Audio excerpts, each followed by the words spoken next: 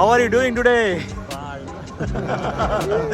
We already met in Slovakia and now we are meeting again in Austria.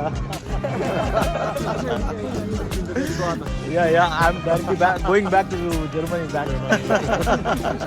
Nice to meet you again here.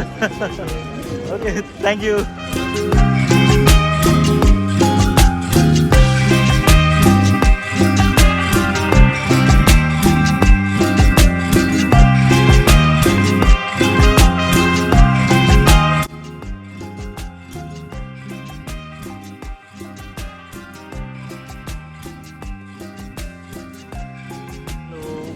Welcome back to my channel. నేను Shafi.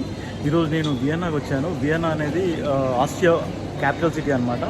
Europe కంట్రీలో అదొక country, Germany పక్కన ఉంటుంది.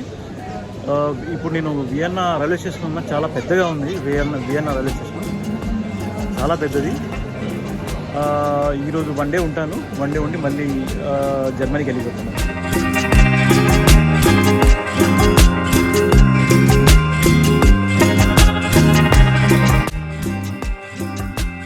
Vienna Austria దేశానికి జాతీయ రాజధాని మరియు అతిపెద్ద నగరం. ఈ వియన్నాని సిటీ ఆఫ్ మ్యూజిక్ అని కూడా పిలుస్తారు. ఇది ఆస్ట్రేలియా కాదు. ఇక్కడ కరెన్సీ వచ్చేసి యూరో. ఒక యూరో వచ్చేసి 102, 103 నడుస్తూ ఉంది.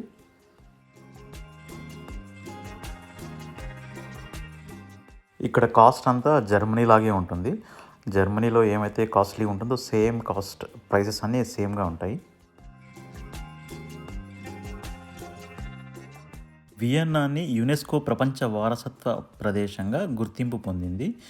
వియన్నా ఒకప్పుడు శక్తివంతమైన హబ్స్బర్గ్ ఎంపైర్ యొక్క రాజధానిగా ఉండేది. ఇది సుమారు 600 సంవత్సరాల పాటు పరిపాలించింది. దీన్ని వియన్నా సిటీ హాల్ అంటారు. లోకల్లో అయితే రాత్ హౌస్ అంటారు. దీన్ని 1883లో కన్స్ట్రక్షన్ అయ్యింది. ఇది చాలా అందంగా ఉంటుంది. రాత్రిపూట్లు అయితే దాని లైట్స్ చాలా అందంగా ఉంటాయి. డే టైం కూడా చాలా బాగుంటుంది. ఇది చాలా అందమైన ప్రదేశము. ఇది ఆస్ట్రియన్ పార్లమెంట్ బిల్డింగ్ అంటారు. ఇది వచ్చేసి 1883లో కన్స్ట్రక్షన్ అయింది. వీళ్ళ పార్లమెంట్లో 183 మెంబర్స్ ఉంటారు. ప్రతి 5 సంవత్సరాలకు ఒకసారి ఎన్నికబడతారు.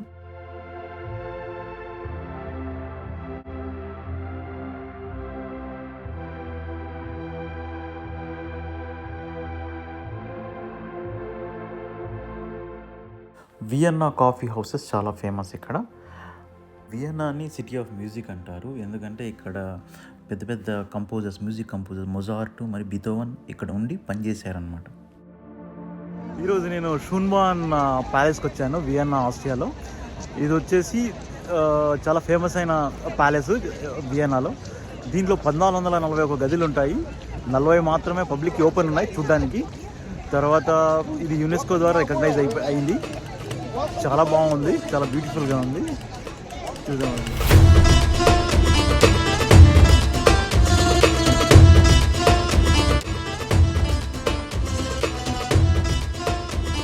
ఈ ప్యాలెస్ మొత్తం కలిపి 500 నుంచి ఒక 800 ఎకరాలు ఉంటుంది.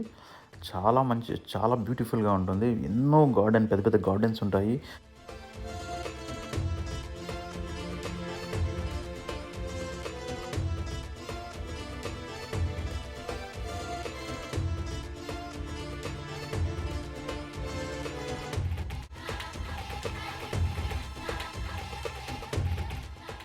ఈ ప్యాలెస్ వియన్నాలోనే చాలా ఫేమస్ అయిన ప్యాలెస్. తర్వాత చాలామంది టూరిస్టులు ఇక్కడికే వస్తారు.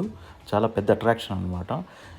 దీని లోపల నడవడానికి, పైన పోయి చూడడానికి ఒక రోజు సరిపోతుంది.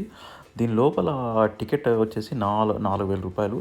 తర్వాత ఇది కొండపైన కనిపిస్తుంది కదా, అది కూడా ఒక చిన్న ప్యాలెస్. చాలా బాగుంటుంది, సూపర్గా ఉంటుంది. కానీ చాలా ఓపిక ఉండాలి, నడవాలి, కొండపైన ఎక్కాలి. కనీసం ఒక 5-6 కిలోమీటర్స్ నడవాలి మొత్తం. ఇదంతా గార్డెన్ అయితే చాలా పెద్ద గార్డెన్స్, ఒక 1000 ఎకరాలు ఉండొచ్చు. ఇంతకుముందు చూపించాయి కదా, ఆ ప్యాలెస్ లోపలికి వెళ్ళాలంటే 4,000 రూపాయల టికెట్. దీనిలోకి నేను వెళ్ళలేదు.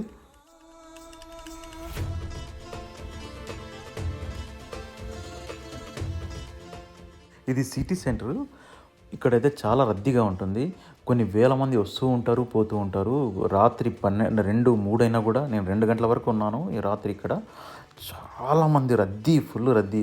అక్కడుండే రెస్టారెంట్స్ అన్నీ ఫుల్లు. ఇది క్యాథీడ్రల్, చాలా ఫేమస్ అయిన క్యాథీడ్రల్. ఈ క్యాథీడ్రల్ వచ్చేసి 1500లో కట్టించారనమాట. చాలా 600-700 ఇయర్స్ ఓల్డ్. చాలా బాగుంటుంది. ఇక్కడ ఎంట్రన్స్ వచ్చేసి ఆ క్యాథీడ్రల్కి 22,000 ఉంటుంది. అందుకోసమే ఎక్కడ పోలేదు. చాలా బాగుంటుంది. డే టైం అయితే ఇంకా సూపర్గా ఉంటుంది.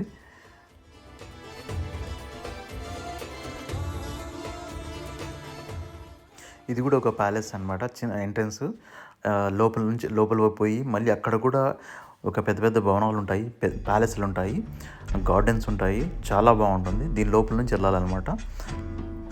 చాలా బ్యూటిఫుల్గా ఉంటాయి. ఇక్కడ కట్టడాలు కానీ వాళ్ళ స్కల్ప్చర్స్ కానీ సూపర్గా ఉంటాయి.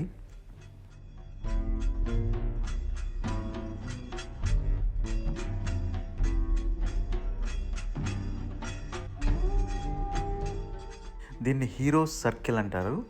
ఇక్కడ ఇప్పుడంతా ఇది చాలా పెద్ద ఎంటీ స్పేసు. ఇక్కడ ఏదైనా యాక్టివిటీస్ కానీ దానికి యూజ్ చేసుకుంటారు. ఇక్కడంతా ఏదైనా సెరమనీస్ కానీ దాని అంతా యూజ్ చేసుకుంటారు ఇక్కడ ముందరంతా. దీని ముందర ఇంకొకటి గార్డెన్ ఉంటుంది, పెద్ద పెద్ద గార్డెన్ ఉంటుంది. చాలా బాగుంటుంది.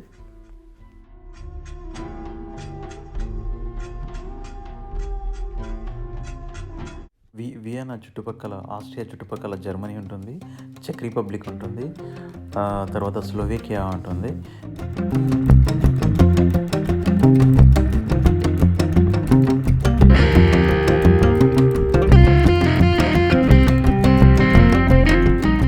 ఇక్కడ అందరూ జర్మన్ లాంగ్వేజ్ మాట్లాడతారు, కానీ వాళ్ళ స్లాంగ్ కొద్దిగా డిఫరెంట్గా ఉంటుంది.